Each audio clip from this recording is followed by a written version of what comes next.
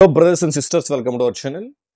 మనకి స్పౌస్ పెన్షన్స్కి సంబంధించి 12వ తారీఖు జూన్ 12వ తారీఖు రిలీజ్ చేయడం జరుగుతూ ఉంది. రేపు వెల్ఫేర్ అసిస్టెంట్స్ అండ్ వార్డులు అయితే వార్డు వెల్ఫేర్ డెవలప్మెంట్ సెక్రటరీస్ వారు రేపు బ్యాంక్కి వెళ్ళి అమౌంట్ డ్రా చేయడం జరుగుతూ ఉంది. రేపు 11వ తారీఖు 12వ తారీఖు ఎవరికైతే స్పౌస్ పెన్షన్స్ శాంక్షన్ అయినాయో వాళ్ళందరికీ కూడా ఈ పెన్షన్స్ 4,000 రూపాయల లెక్క ప్రతి వితంతువుకి 4,000 రూపాయల లెక్క పింఛను పంపిణీ చేయడం జరుగుతూ ఉంది.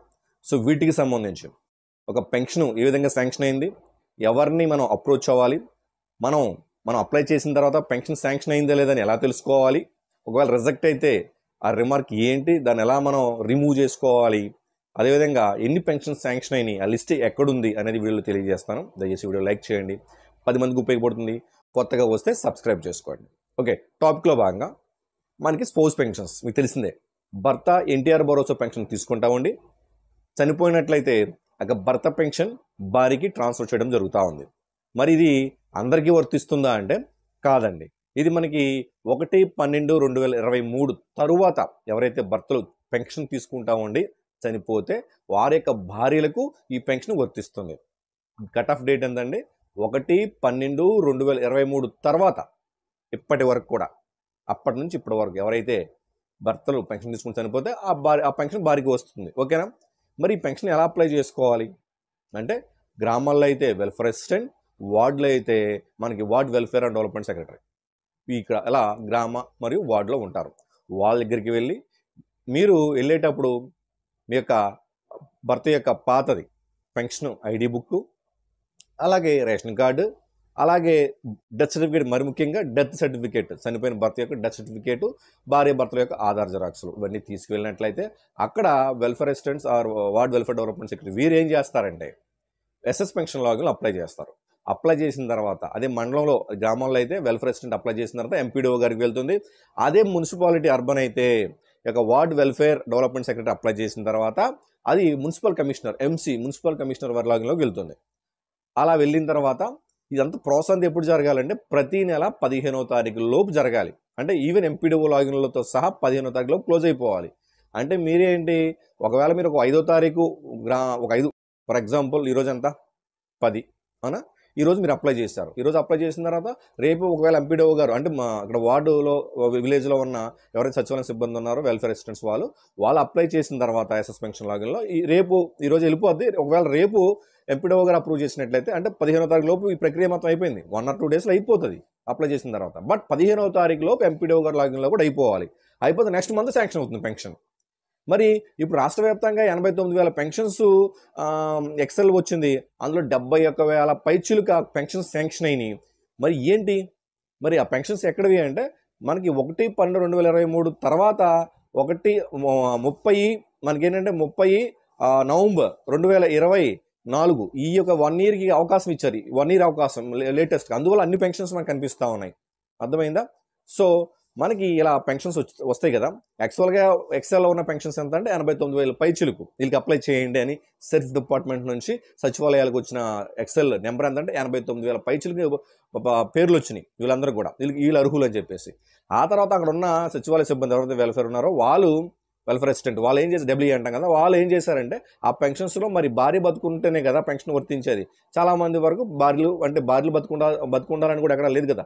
సో కొంతమంది భార్యలు చనిపోవటం అంటే స్పౌస్ పెన్షన్ అంటే భార్యకి పంపించే పెన్షన్ కదా. సో అక్కడ భార్య చనిపోతే అక్కడ పెన్షన్స్ ఆటోమేటిక్గా వాళ్ళకి మనం అప్లికేషన్ పెట్టాం.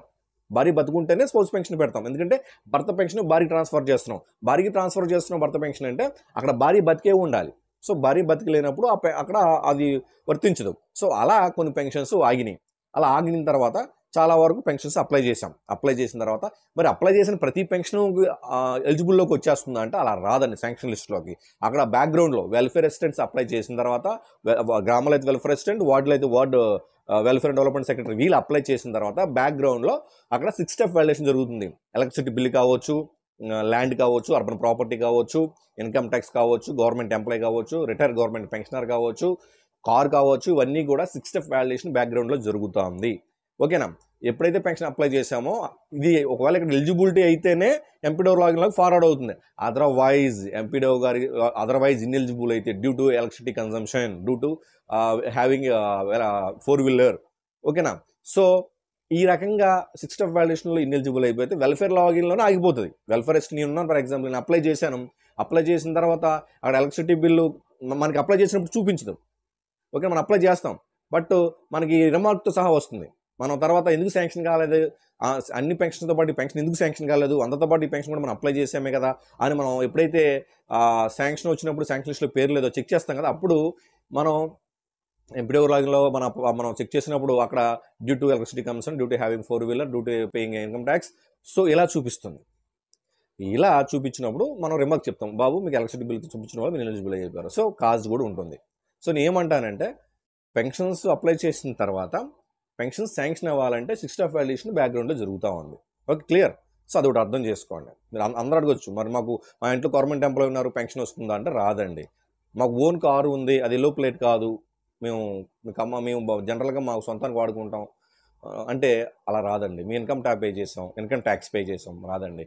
మాకు అర్బన్ ప్రాపర్టీ 1000 స్క్వేర్ ఫీట్స్ కంటే ఎక్కువ ఉంది, అలా ఉన్నా రాదండి. అలా సిక్స్త్ ఆఫ్ వ్యాలిడేషన్లో ఏవైతే ఇనెలిజిబిలిటీ కండిషన్స్ ఉన్నాయో అవి ఒకవేళ మీకు ఉన్నట్లయితే మీరు అనర్హులుగా గుర్తించబడుతూ ఉంటారు. సో దాన్ని అర్థం చేసుకోవాలి. ఓకేనా. తర్వాత ఈ పెన్షన్స్ రేపు చెప్తున్నానుగా, ఈ పెన్షన్స్ రేపు వెల్ఫేర్ అసిస్టెంట్స్ వారు బ్యాంకుకి వెళ్తారు, అమౌంట్ డ్రా చేస్తారు. ఎవరైతే శాంక్షన్ లిస్ట్ ఒకవేళ మీకు పేరు ఉందా లేదా అని మీరు ఎలా తెలుసుకోవాలంటే ఇమీడియట్గా మీరు మీ సచివాలయంకి వెళ్ళినట్లయితే అక్కడ ఉన్న వెల్ఫేర్ అధికారి వారు మీకు మీ పేరు ఉందా లేదా చెప్తారు. మ్యాక్సిమం అన్ని పెన్షన్స్ శాంక్షన్ అయినాయి, ఎక్కడో డ్యూ టు చెప్పాను కదా ఎలక్ట్రిసిటీ కన్సంప్షన్, హ్యావింగ్ 4-wheeler, ఇలా ఏవైతే సిక్స్త్ ఆఫ్ వ్యాలిడేషన్ ఎలిజిబుల్ అయినా చాలా రేర్, అవి చాలా తక్కువ. సో సచివాలయం ఇప్పుడు కూడా ఉండదు, ఎక్కడెక్కడ ఉంటాయి, మండలం మీద 2-3 ఉంటాయి అలా. సో దాన్ని అర్థం చేసుకోండి. ఒకవేళ ఇన్ఎలిజిబుల్ అయినా ఎందుకు ఇన్ఎలిజిబుల్ అయ్యారు కూడా చెప్తారు. ఇన్ఎలిజిబుల్ అయిన తర్వాత దాన్ని మీరు రిమార్క్ని ఫర్ ఎగ్జాంపుల్ ఎలక్ట్రిసిటీ కన్సంప్షన్ వచ్చింది, దాన్ని ఏఈ గారి లాగిన్లో మీరు ఒకవేళ మీకు తెలియని అన్నౌన్ ఆధార్కి మీ యొక్క ఎలక్ట్రిసిటీ ఏదైతే మీటర్ ఉందో ఎవరి మీద కాదు, ఎవరిదో మీకు యాడ్ అయిపోయింది, ఏఈ గారి లాగిన్ డిలీట్ చేయించండి, ఫర్దర్గా మళ్ళీ అప్లై చేసుకోండి, శాంక్షన్ అవుతుంది.